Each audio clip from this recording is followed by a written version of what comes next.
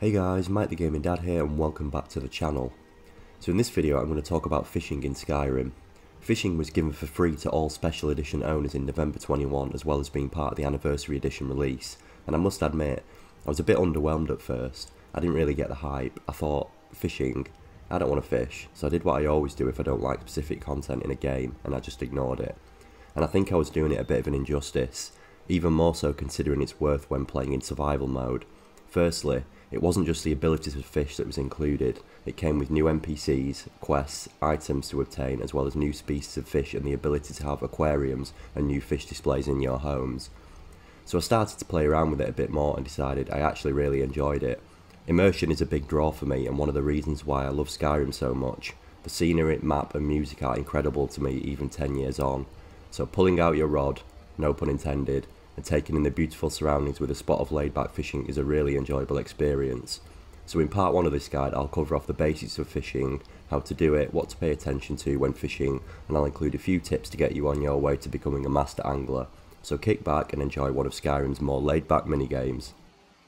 Now my very first tip isn't necessarily fishing as intended, but I was told this by one of my subscribers a few weeks back and it blew my mind, so I had to include it. You have to be playing as a Nord, but you can do this right at the start of the game before you reach Riverwood. That's Riverwood just east down the river there. Now the Nord special ability is called Battle Cry. If you use this in or very close to the river, you can actually farm for salmon and salmon roe. I'll just demonstrate this now.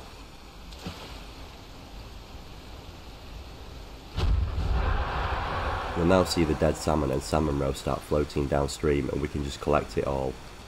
You can also do this using Unrelenting Force, which I did previously know about, but you won't ever have that this early in the game. But why is this useful? Well, if you're playing on survival mode, it's a good way of getting some extra food and useful ingredients early on, but for both survival and non-survival playthroughs, salmon roe is used to make potions of water breathing, which are some of the most expensive potions in the game, so a great way of earning money. From that just one ability I managed to get 6 salmon this time and 11 salmon roe, so yeah, not strictly fishing but a great tip I wanted to share with you.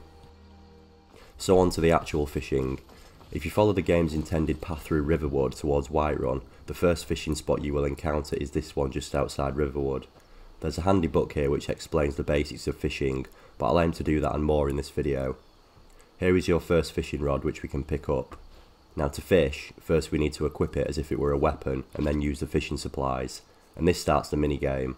Now the first lesson I have for you is watch for the ripples in the water. If you see ripples, that means there are fish. If you don't, come back to this spot one in-game day later. The second lesson is, your line will tug a couple of times, but don't pull in too early otherwise you'll lose the catch. Wait until the rod actually bends and you'll get quite an obvious pull, then just tap action and you'll reel in your catch. And this time we caught a river betty. So let's cast our line out again. See the ripples again? And now ignore the small pulls.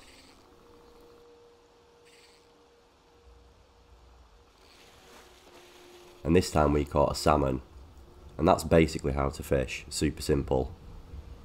Now you can't just cast out anywhere in Skyrim, there are specific fishing spots to do this from, 69 in fact dotted across Skyrim and Solstheim, and you can see where these are by obtaining fishing maps. The best early source for these are shopkeepers. Lucan in Riverwood here has a Whiterun one. They are random by the way, sometimes shops will have 2 or 3 different ones.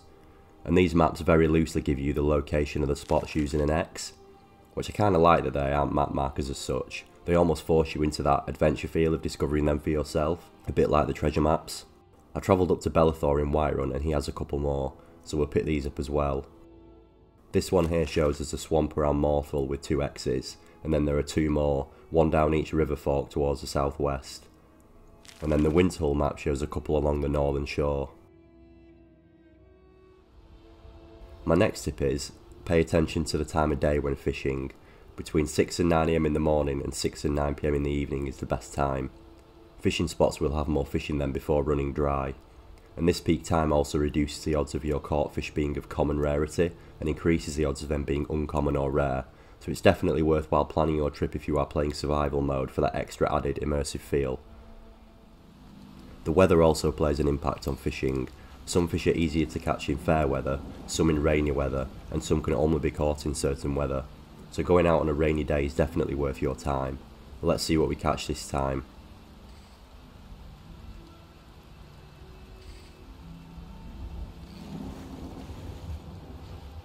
A pogfish. So let's have another go and cast our line out again.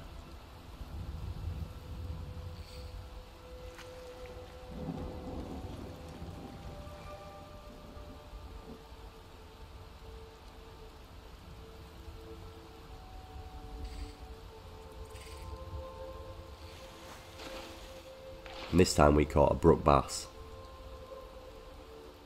Also mix up your location when fishing. Those last few clips were in the river through Whiterun, and now we're at Lake Illinata in Falkreath.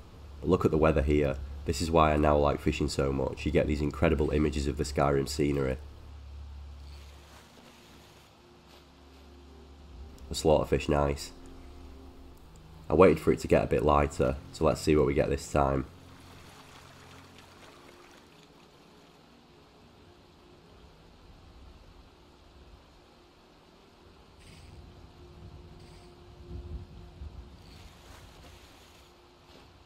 A carp, also nice. I've now travelled up to Dawnstar. There is a spot just on the edge of the bay which is cool, and this is classed as freezing water, so should yield something new still.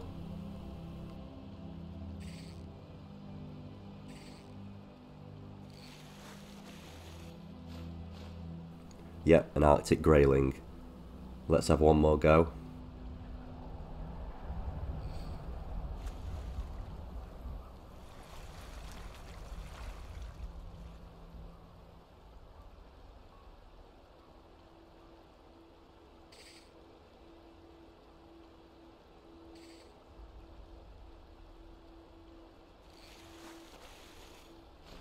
An anglerfish larvae.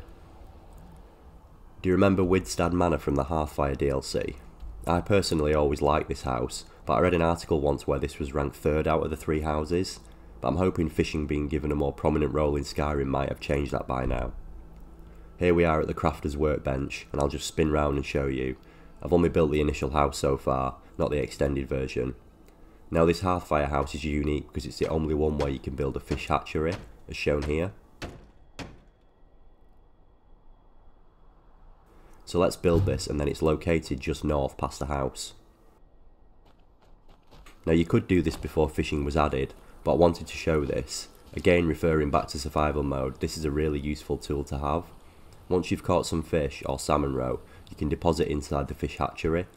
You can only drop one of each fish in. If you put more in, you'll get them back. Don't put slaughterfish in, by the way. I've not tried it personally, but I've heard they will eat everything. Now once that is done, head away from Widstad Manor for 2 in-game days. I travelled to Whiterun and waited there.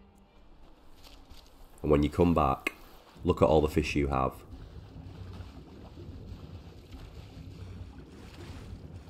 And obviously because this was added before the fishing mechanic, we can still just dive in and bear catch them all. And this is a really great way of farming food and ingredients, the same way you would a plantation. It's also a great way of collecting salmon roe as well for making those expensive potions. What I did want to say about the fish hatchery though is, before you build it, I'd save your game. There are a lot of reports online of the fish not spawning no matter how long you wait, and this happened to me as well. I waited 10 in-game days and got nothing, so if you have a save you can just reload and try again. Now for my last tip in this video, head to Riften Docks, and here you want to speak to 2 NPCs. Firstly, the Argonian swims in deep water to start quest 1. That doesn't change anything. The dialogue options with him are a bit weird, he barely says anything. My thanks to you. And the second NPC is Varia, and this will start quest 2. Now these 2 quest lines are linked to receiving 2 of 3 unique rods in the game, rods which will allow us to catch the rarest fish, and even some unique treasure items. The quests are kind of fun too, they bring you to some great locations. One of my personal favourites is this giant mud crab shell. I mean, look at the size of this thing, it's absolutely enormous. I'm glad this isn't alive. You get sent here to retrieve a juvenile mud crab, which unsurprisingly makes all the other mud crab attack you. You crab child snatcher you. Oh look, a dragon attack, how convenient Skyrim. The quests also send you off to find specific fish, like this glassfish. The locations are stunning though. This one near Iverstead we are sent to find a lucky heart. After 2 quests I think it is, Swims in Deep Water will give you the Argonian fishing rod, the first of the more advanced rods. Varia's quest takes a little bit longer, I think it's 6 quests in total, but along the way you'll get some new unique items which are cool, like this new look Ring of Surroundings, and also this Warlock's Ring. The 5% faster movement is an interesting dynamic. I bet that's great for taller races on survival mode playthroughs. Probably the most random of all the quests though is when you get sent to find off an army of frenzied mud crabs, which I'm ashamed to say almost killed me.